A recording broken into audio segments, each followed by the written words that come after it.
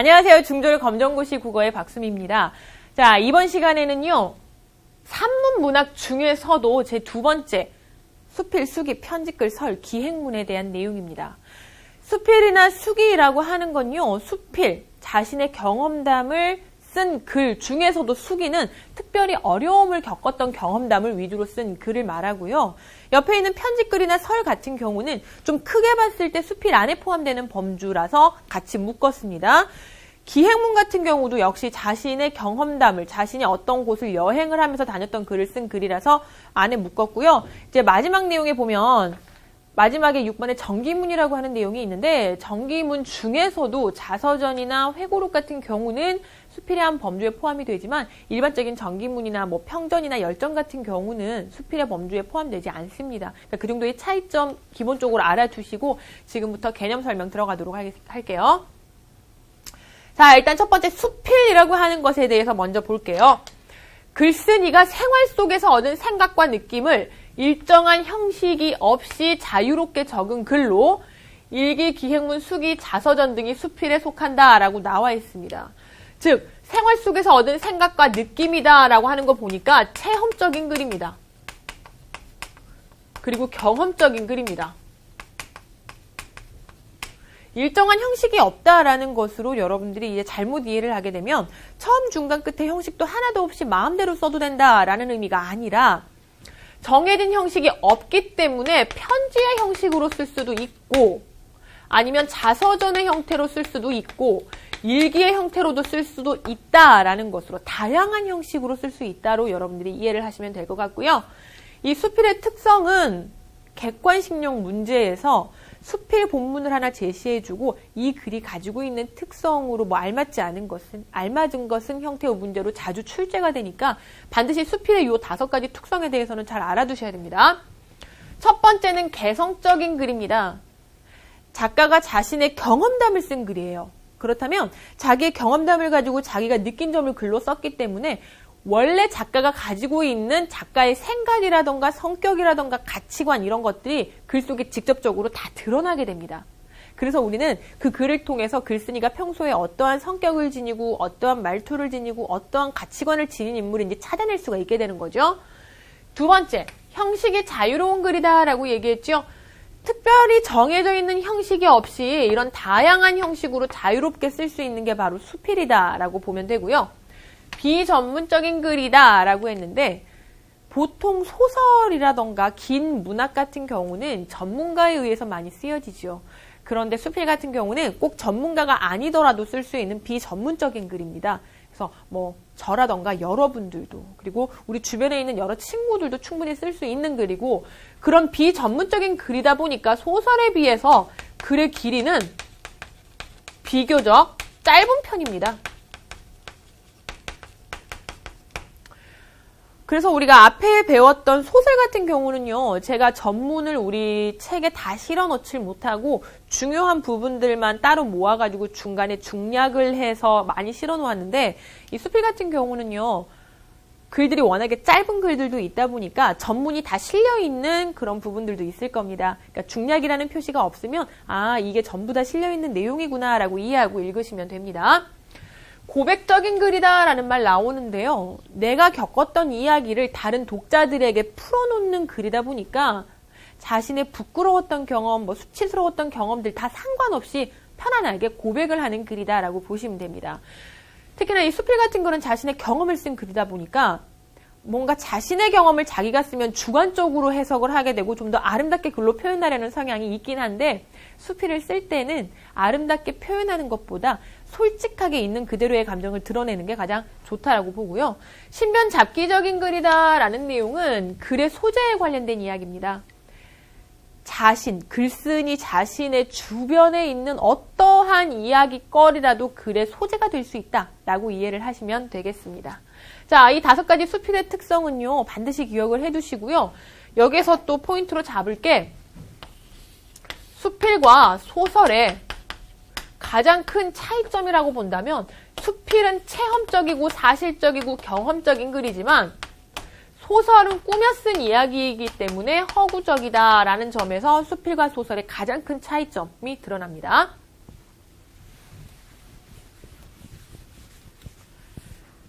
자, 그러한 수필도 우리가 종류를 나눠볼 수 있는데요. 경수필이라고 하는 수필이 있고 중수필이라고 하는 수필이 있습니다. 이제 이거는 경이라는 한자어하고 중이라고 하는 한자어를 이해를 하시면 되는데 경에 들어가는 의미가 가볍다라는 의미입니다. 중에 들어가는 의미가 조금 무겁다라고 하는 의미입니다. 그래서 뭐가 가볍냐면 소재가 가볍고 소재가 무겁습니다. 아까 전에 얘기했던 신변잡기적이다라는 단어 자체가 자기의 주변에 일어나는 가벼운 이야기들, 그리고 내가 오늘 아침에 뭐 누군가 싸운 걸 봤다거나 아침에 일어나서 학교를 가는 길에 혹은 어디 뭐 일하러 가는 길에 보았던 어떤 한 이야기거리, 이런 것들은 가벼운 내 일상 주변의 이야기다라고 본다면 이런 건 바로 경수필에 해당되고요. 따라서 편지글 같은 경우, 기행문이나 일기글 같은 경우는 가벼운 이야기들을 담은 경수필에 해당이 됩니다. 그래서 체험적이고 개성적이고 내가 내 이야기를 가볍게 쓴 글이기 때문에 주관적이고 신변잡기적인 성향을 지닌다라고 보는데, 중수필의 경우는요, 약간 소재가 무겁습니다. 어떤 의미냐면 주변에 일어나는 가벼운 이야기들이 아니라 사회적으로 이슈가 될 만한 이야기들, 무언가 이성적으로 판단을 좀 내려야 할 이야기들, 논리적으로 따져보아야 할 이야기들, 이런 주제를 담은 글이 바로 중수필이라고 보시면 됩니다.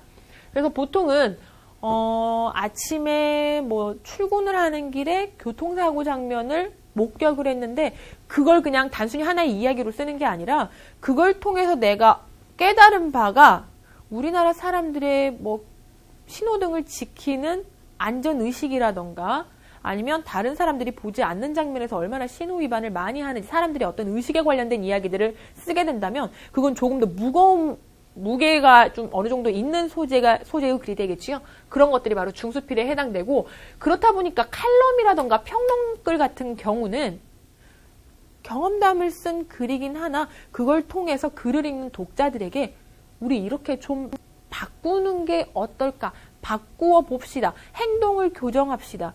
사람들이 이렇게 생각을 해야 좋은 사회를 만들어집니다. 등등의 설득적인 성격을 지니는 글들입니다. 그래서 논리적으로 따지고 사회적으로 이성적으로 생각을 하는 약간의 설득적인 성격이 있는 글이 바로 중수필이다라고 보시면 됩니다. 결과적으로 중수필 같은 경우엔 약간의 논설문적인 특성이 드러나기도 하지만 어쨌든 수필이라는 점에서 여러분들이 구분을 잘 해놓으시면 될 것 같고요. 우리가 이 다음 시간에 정리를 하게 되겠지만 경수필도 한번 볼 거고 중수필도 한번 볼 겁니다. 각각의 어떤 무게감의 차이가 있는지는 직접 본문을 통해서 한번 보시기 바랍니다. 자, 이제 수필과 소설의 차이점을 볼 건데요. 요거 대단히 중요하게 잘 보셔야 돼요. 왜냐하면 수필이나 소설이나 둘 다 똑같이 산문문학인데 차이점이 분명히 존재합니다. 그리고 시험에서 직접 마주쳤을 때는요, 본문이 수필하고 소설이 묶여서 같이 나오는 경우가 있을 텐데 그 두 가지의 글을 보면서 어떤 것이 소설이고 어떤 것이 수필인지 알아차릴 수 있어야 돼요. 그래야 이 두 작품의 차이점으로 올바른 걸 골라라, 혹은 두 작품에 대한 설명으로 뭐 틀린 걸 골라라, 올바른 걸 골라라 라고 하는 문제에 대해서 여러분들이 대응을 하실 수가 있을 겁니다. 수필이나 소설은 일단 산문문학으로서는 공통점입니다. 그 공통점 하나고 나머지 차이점을 잘 보도록 할게요. 수필에 등장하는 나는 글쓴이 자신입니다. 자기가 자신의 이야기를 쓴 글이기 때문에 수필 속에 나는 실제 존재하는 글쓴이고요. 소설 속에 나는 작가가 꾸며낸 허구의 인물이죠. 자, 수필의 형식은 매우 자유로운 형식으로 여러 가지 형태, 편지글, 일기글, 뭐 요즘은 블로그글 같이도 쓸 수 있고, 소설 같은 경우엔 발단, 전개, 위기, 절정, 결말 등의 일정한 형식이 정해져 있습니다. 자, 수필의 주제는 주로 자신의 생각을 글을 통해 직접적으로 드러내는 경우가 많아요. 왜냐하면 내가 내 생각을 내 말투로 나의 개성을 그대로 드러내서 글로 쓰기 때문에 나의 생각이 글 속에서 문장의 형태로 그대로 보입니다. 그래서 독자들이 이 글을 읽고 나면 글쓴이가 어떤 의도를 전달하기 위해 이 글을 썼다라는 것을 쉽게 찾아낼 수가 있어요. 그러나 소설의 경우는요, 글쓴이가 하고자 하는 말이 A라고 한다면, 혹은 글쓴이가 하고자 하는 말이 정직한 삶을 살아가는 게 얼마나 중요한가 이 이야기를 하고 싶다라고 한다면 소설 속에 대놓고 정직한 삶의 중요성에 대해서 논하진 않고 어떤 정직한 삶을 살아가기 위해 노력하는 한 등장인물이 여러 가지 부도덕한 행동들 속에서 겪는 갈등들을 통해서 정직한 삶의 중요성을 느끼는 소설을 써서 독자들이 자신의 의도를 간접적으로 파악하기를 바라는 글이죠. 그래서 소설은 주제나 글쓴이의 생각이 직접적으로 드러나는 게 아니라 꾸며낸 하나의 이야기 속에서 간접적으로 드러나게 됩니다. 그래서 수필은 주제를 직접적으로 드러내고 소설은 주제를 간접적으로 드러낸다. 이 정도 파악하시면 되겠고요. 수필의 성격은 사실적이고 체험적이지만 소설의 성격은 허구적입니다. 이 두 가지가 가장 큰 차이점이라고 보시면 되겠죠. 수필은 사실적, 소설은 허구적. 자, 이렇게 우리가 수필에 대한 간략한 정리를 해봤고요. 이제 두 번째, 수기라고 하는 것을 좀 보도록 할게요. 수기는요, 수필의 한 종류입니다. 그래서 수필이라고 하는 것이 경험담을 쓴 글이다라고 한다면 이 중에 하나인 수기라고 보시면 됩니다. 지금 이 개념이 좀 이해가 안 가는 분들도 있을 수 있는데 우리가 과일이라고 하는 것에 포함된 것들이 수박도 포함될 수 있고 사과도 포함될 수 있고 포도도 포함될 수 있지요. 하지만 수박, 사과, 포도 각각의 차이점도 분명히 존재하죠. 이런 것처럼 조금 있다가 보게 될 수기, 기행문, 설 이런 것들 각각의 차이점은 존재하지만 수필이라는 하나의 큰 상위 개념, 범주로 묶을 수 있다라고 이해를 하시면 되겠고요. 우리가 아까 수필이라고 하는 건 개인의 경험담을 쓴 글이라고 얘기했죠. 경험이라고 하면 기쁜 경험도 있을 수 있고 부끄러운 경험, 슬픈 경험, 아니면 어려움을 극복한 경험 등 경험은 굉장히 다양한 내용들이 존재합니다. 그 중에 수기는 어떤 경험만을 이야기하느냐? 어려움을 이겨낸 경험을 쓴 것을 수기라고 얘기합니다.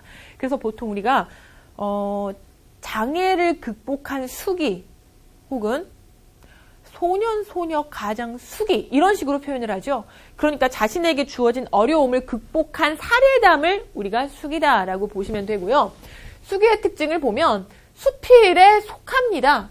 그러나 경험이 좀 제한적이죠. 어려움을 극복했던 내용을 담아야만 그것이 수기가 될 수 있고요. 어려움을 이겨냈기 때문에 글쓴이가 그것을 이겨내기 위해 어떠한 노력을 했는지, 어떠한 의지를 가졌는지, 얼마만큼 힘들게 살았는지 그러한 글쓴이의 의지가 드러나고요. 결과적으로 그걸 극복한 내용이기 때문에 교훈적인 성향이 약간 드러납니다. 그러니까 모든 수필이 교훈을 주는 건 아니지만 특히나 수기 같은 경우는 교훈을 주는, 자신이 그것을 이겨낸 바를 통해서 다른 사람에게 나도 이러한 어려움을 극복했으니 여러분도 얼마든지 가능합니다 라는 교훈을 주는 글이다라고 보시면 되겠고요. 자, 수필과 수기의 가장 큰 차이점은 소재가 어떠하느냐에 따른 거죠. 수필의 소재는 일상생활의 모든 경험, 슬픈 거, 기쁜 거, 힘들었던 거 다 포함되지만 수기의 소재는 어려움을 이겨낸 내용에 한해서만 수기다라고 정리를 하시면 되겠습니다. 자, 이번 세 번째 편집글 보도록 할게요. 자, 그렇다면 지금 편집글도 수필의 종류 중에 하나인 여기에 포함이 돼야 되겠죠? 물론 일기도 이 안에 포함이 될 수 있고요. 그럼 이제 편집글에 대한 내용을 보면 자신이 하고 싶은 말이나 생각을 상대방에게 전달하는 글. 실제로 여러분이 편집글은 굉장히 많이 써봤기 때문에 편지 자체가 어렵진 않을 거예요. 잘 생각해보면 편집글이라고 하는 건 내가 상대에게 하고 싶은 말을 전달하는 겁니다. 내가 하고 싶은 말이기 때문에 내가 직접 겪었던 이야기나 알고 있는 이야기를 토로를 하게 될 거고요. 그래서 우리가 수필의 한 범주에 집어넣습니다. 자, 그러나 이 편집글의 특징이 다른 수필들과는 좀 다른 점이 큰 게 하나가 있는데요. 바로 이거죠. 독자, 받는 대상이 구체적으로 정해져 있습니다. 일반적으로 수기나 기행문이나 설이나 일기 같은 경우는요, 독자가 정해져 있는 글이 아니라 다수를 대상으로 한 글이다라고 본다면 편집글은 받는 사람, 누구누구에게, 어머니께 아니면 누구누구에게 등등으로 받는 독자가 정확하게 정해져 있는 글. 그렇다 보니 지극히 개인적인 글입니다. 정해져 있는 사람에게 보내니까 개인적인 글이겠죠? 그리고 일정한 형식이 있습니다. 우리가 수필 같은 경우 분명한 자유로운 형식이라고 했는데 편집글에서 정해져 있는 일정한 형식이라는 건 이걸 얘기합니다. 첫머리에 나타나는 첫 인사라거나 아니면 받는 사람을 한번 부른 어머니께 이런 내용들, 계절 인사라던가 이런 내용이 전개되고 자신이 쓰고 싶은 사연의 내용을 정리하고 마지막에 끝인사 그리고 글을 쓴 날짜, 누가 썼는지 서명 등 이런 세 가지 단계의 구성을 지니고 있는 일정한 형식이 있다라고 봐야 되겠고요. 분명히 독자가 정해진 글이다 보니까 그 독자가 누구냐에 따라서 예의를 갖추어야 됩니다. 친구들에게 쓰는 글이라면 편안하게 일상적인 표현으로 써도 되겠지만 뭐 교장 선생님이라던가 어머니라던가 나보다 조금 더 나이가 많거나 신분이 높은 사람들에게 쓰는 글이라면 반드시 예의나 격식을 갖추어서 높임말을 사용을 해야 되겠죠. 자, 실용적인 글이다라고 했는데요. 보통 우리가 설명문이나 논설문 중에서도 특히 설명문 같은 경우는 우리에게 어떤 지식이나 정보를 주는 글이다 보니까 좀 더 실용적이다라는 얘기를 하는데 이러한 편집글 같은 경우엔 분명히 내가 어떤 전하고자 하는 의도가 있어서 상대방에게 쓰는 글이겠죠. 안부를 묻는다거나 혹은 너에게 부탁을 한다거나 어떤 목적을 가지고 자신이 어떤 독자에게 쓰는 글이기 때문에 실용적인 글이다라는 표현을 합니다.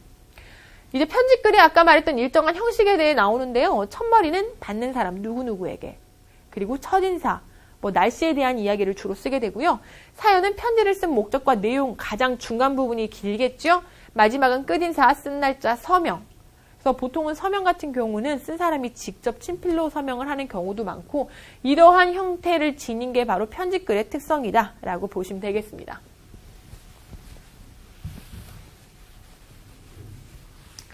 자, 이번엔 고전수필입니다. 고전수필의 한 갈래인 설이라고 하는데 요 녀석은 여러분들이 이해를 하는 게 조금 어려우실 수도 있어요. 그래서 천천히 설명을 해드릴 테니까 잘 보십시오.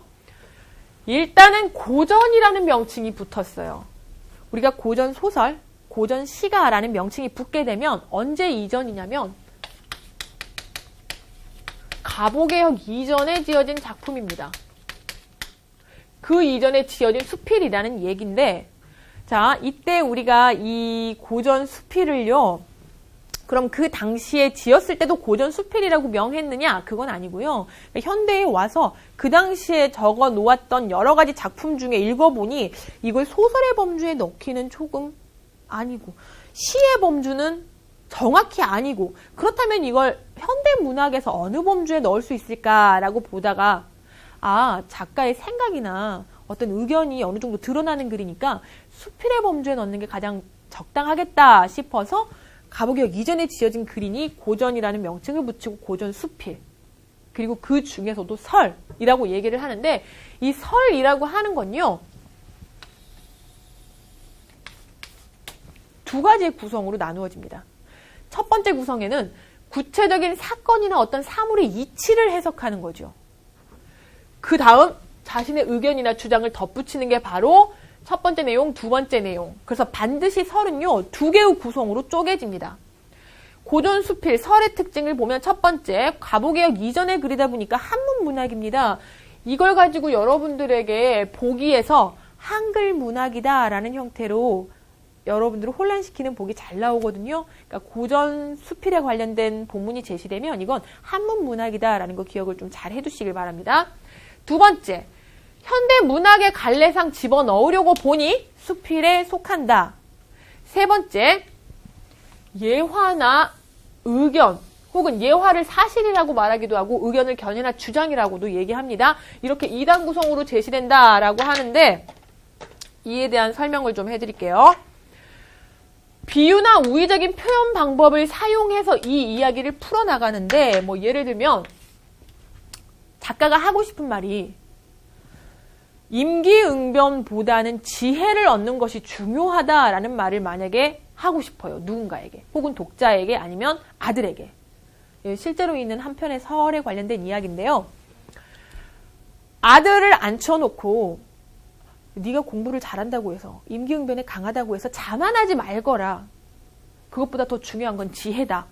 라는 말을 직접 할 수도 있겠죠. 근데 직접 하는 것이 아니라 그 말의 내용이 담겨있는 한 편의 이야기 혹은 주변에 떠도는 사실 이야기들을 전달을 해줍니다. 이런 거겠죠.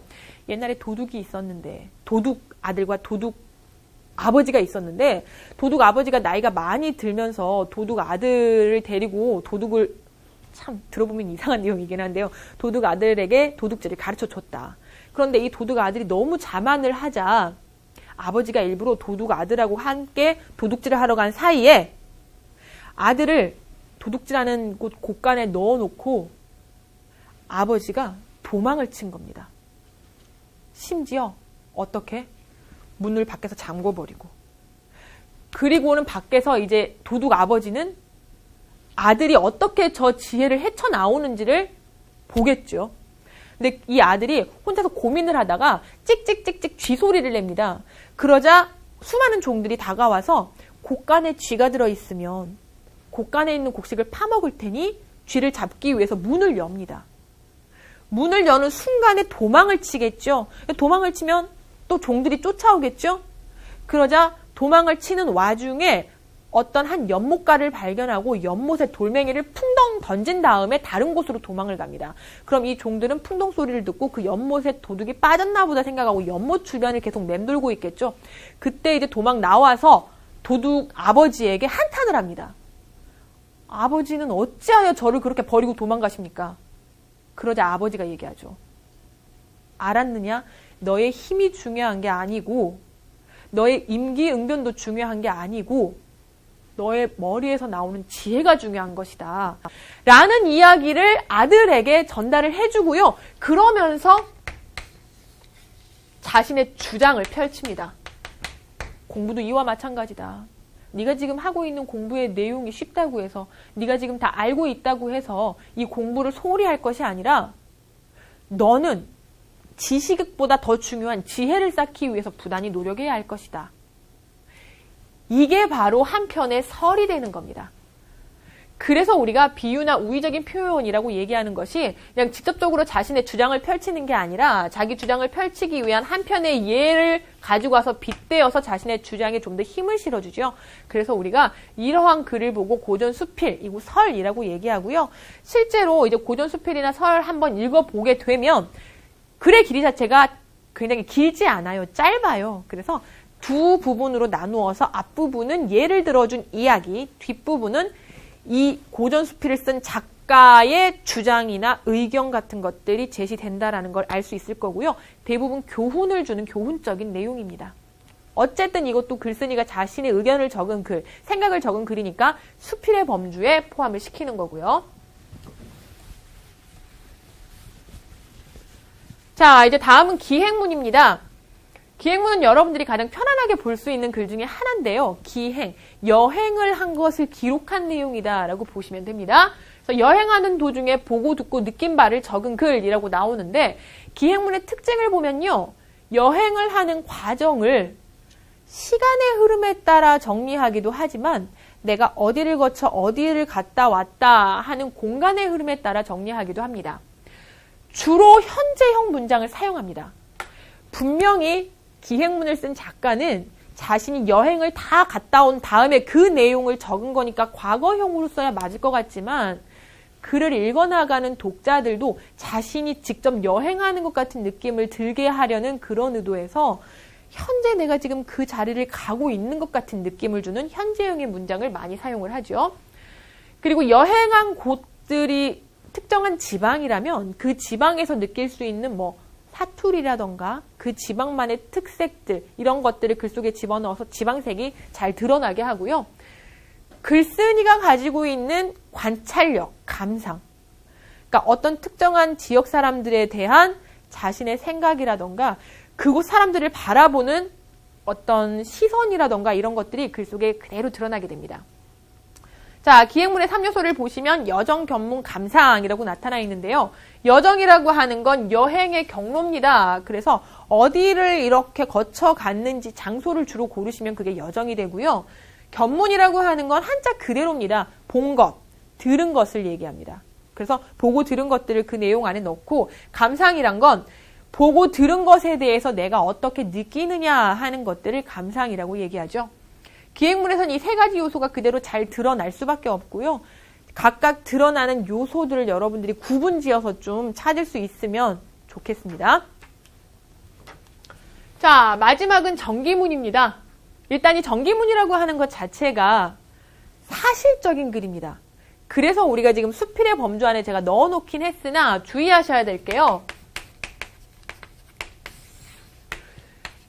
정기문에도 다양한 정기문 형태의 종류가 있습니다. 먼저 이 부분을 먼저 보도록 할게요. 정기문의 종류로 첫 번째 전기. 이건 어떤 사람의 일생을 다른 사람이 기록한 글이죠. 그렇다 보니까 대부분 좀 유명한 사람, 어떤 업적을 이룬 대단한 사람이 주인공인 경우가 많고요.